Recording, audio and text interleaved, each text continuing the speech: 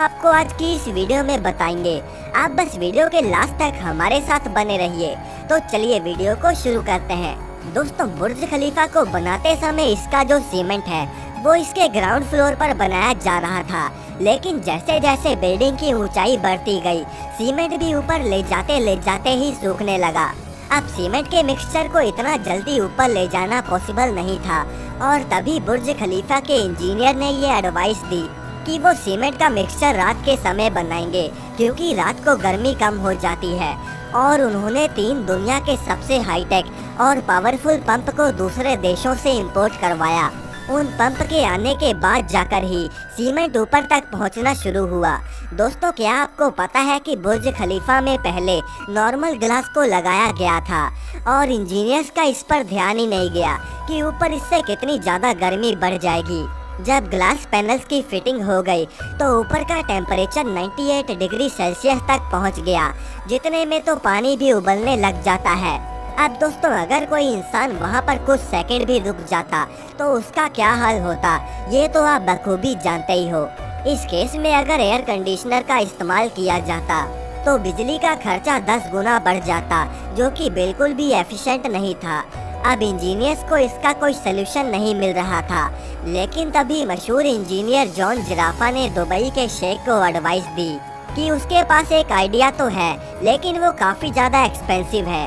अब ये आइडिया तो शेख को मानना ही पड़ा, क्योंकि उनके पास कोई और रास्ता ही नहीं था। दरअसल जॉन जिराफा ने कहा था कि उसे एक स्पेशल टाइप का ग्लास बनाना आता है, जो कि सूरज की यूवी रेस को रिफ्लेक्ट कर देगा और ऊपर इतनी गर्मी भी नहीं होगी। अब उस एक ग्लास के पैनल की कीमत $2000 थी, और पूरी बिल्डिंग में टोटल 24,000 पैनल लगने वाले थे, जिनकी टोटल वैल्यू हुई करीब 3 से 4 अरब डॉलर्स में चली जाती। अब जॉन जिराफा ने उन्हें ये भी सलाह दी कि वो बुर्ज खलीफा के पास ही इस ग्लास की फैक्ट्री को बना लें, जिससे उनके करोड़ों रुपए बच जाएंगे। अब दोस्तों, ऐसा करके उन्होंने करोड़ों रुपए तो बचा लिया, लेकिन अगर हम बात करें इसकी फाउंडेशन की, तो वो भी कोई नॉर्मल बिल्डिंग की तरह नहीं रखी गई। दरअसल आपको तो पता होगा कि जब बुर्ज खलीफा बन रहा था तब दुबई एक रेगिस्तान हुआ करता था, और एक रेत वाली जमीन पर इतनी बड़ी इमारत खड़ी करना, इस पर इतना पैसा इन्वेस्ट करना बिल्कुल भी सेफ नहीं था।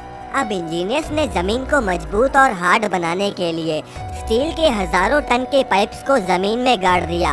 बुर्ज खलीफा की कंस्ट्रक्शन में वैसे 3,20,000 क्यूबिक मीटर स्टील और 55,000 टन स्टील का इस्तेमाल हुआ था, यानी कि सीमेंट और स्टील पाइप्स का वजन ही 2 लाख हाथियों के बराबर था। वैसे दोस्तों, आपको बता दें कि बुर्ज खलीफा के कंस्ट्रक्शन की ऊंचाई इतनी ज़्यादा हो गई कि वहां पर मजदूरों ने तो काम करने से ही मना कर दिया। अब बुर्ज खलीफा पर काम करने वाले वर्कर्स की भी कमी होने लग गई, और इसीलिए स्पेशली दुनिया भर के मशहूर क्रेन ऑपरेटर्स को बुलाया गया। उन ऑपरेटर्स की लैंग्वेज चाहे अलग अलग थी, लेकिन उनमें एक चीज़ कॉमन थी कि उनमें से किसी को भी ऊंचाई पर काम करने से बिल्कुल भी डर नहीं लगता था। दोस्तों, वैसे जब बुर्ज खलीफा बनकर तैयार हो गया तो उसके ऊपर कंस्ट्रक्शन के समय इतनी धूल मिट्टी जम गई कि उनको साफ करना काफ़ी मुश्किल काम हो गया था। दोस्तों, इसके लिए कई कंपनीज को कॉन्ट्रैक्ट दिए गए, लेकिन किसी भी कंपनी के पास कोई ऐसी मशीन, कोई ऐसी टेक्नोलॉजी नहीं थी जिससे कि वो उन ग्लास पैनल्स को साफ कर सकें। अब फाइनली उन्होंने मजदूरों को ही बुर्ज खलीफा से लटकाकर ग्लास पैनल्स को साफ करवाना शुरू कर दिया, और आज भी बुर्ज खलीफा की सफाई ऐसे ही करी जाती है। तो दोस्तों, आशा करता हूँ कि आप समझ गए होंगे कि आखिर इंजीनियर्स ने बुर्ज खलीफा को कैसे बनाया। वैसे दोस्तों, आपका पसंदीदा शहर कौन सा है, कमेंट में हमें जरूर बताएं, और इस वीडियो को लाइक करके चैनल को सब्सक्राइब करना ना